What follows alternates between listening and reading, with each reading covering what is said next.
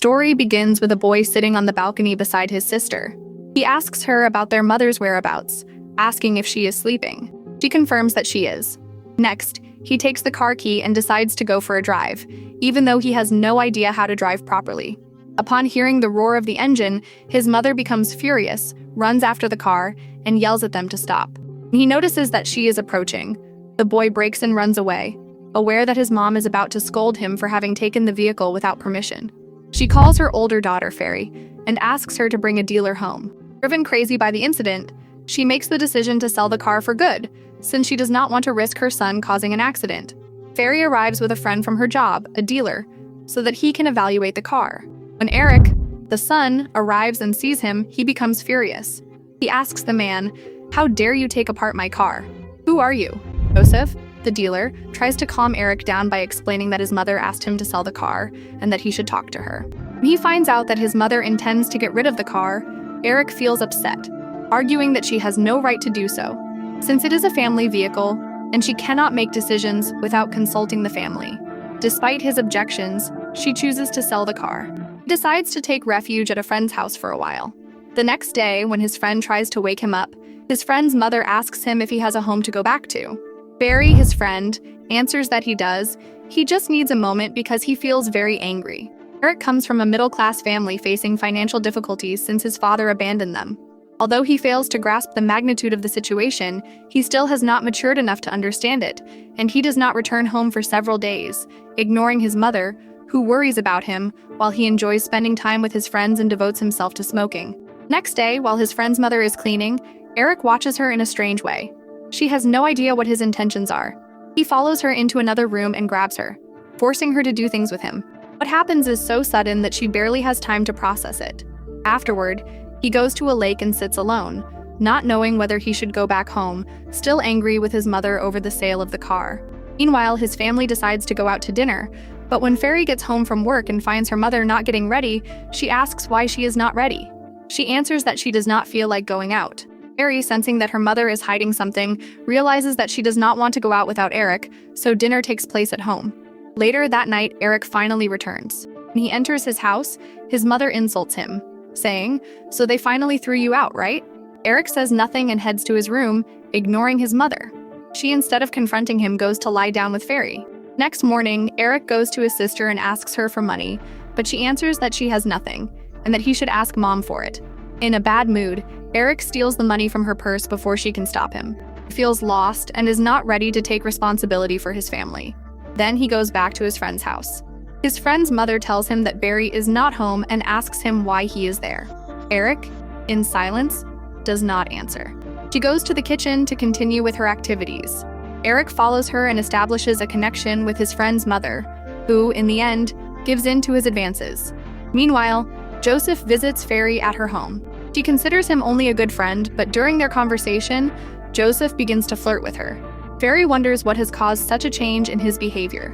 Although she does not say it, the two continue talking for a while until he leaves.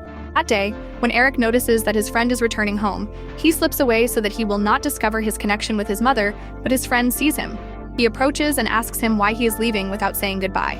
Eric answers that he does not feel like talking and says goodbye. When he gets home, Eric's grandmother prepares dinner for him, although he has no appetite and feels downcast.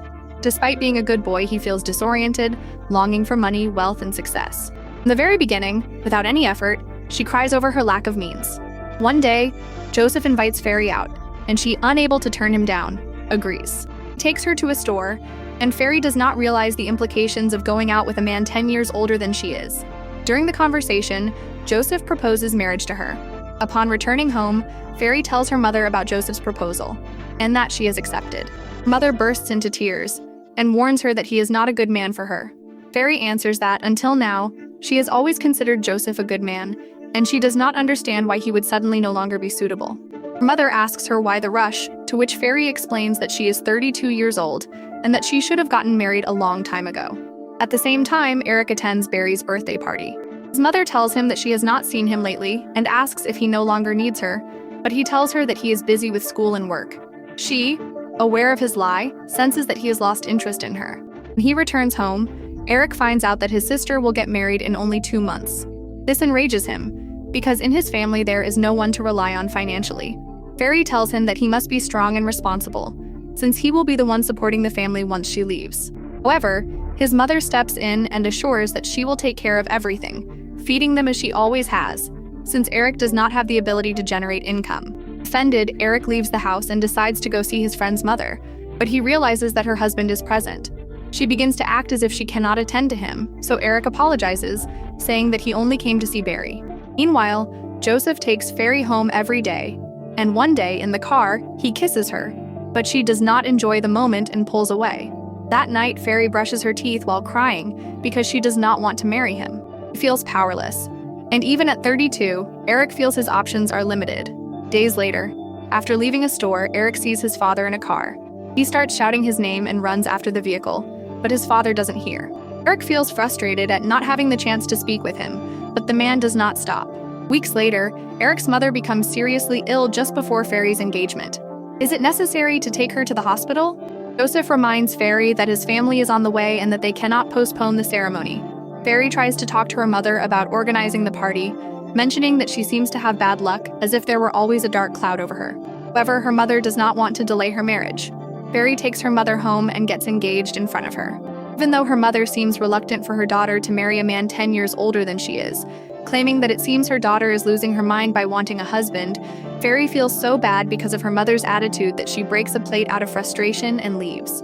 Mother does not feel upset because Ferry is getting married, but because she will no longer have her monthly salary, since Ferry was the only one contributing to the household.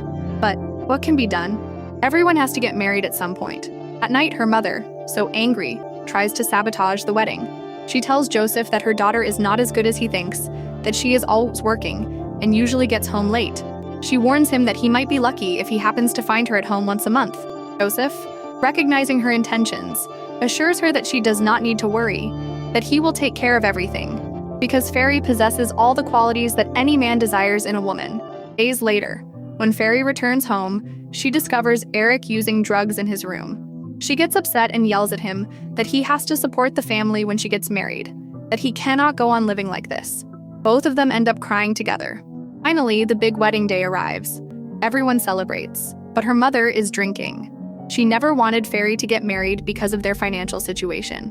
While everyone dances at the party, Ferry is aware of her mother's sadness. She wonders who will take care of the family once she is gone. Her mother cries as she watches her daughter get married, and Ferry also feels sad, but there are matters in life that are destined to happen. Now watch another video, or I will sell the car without telling you.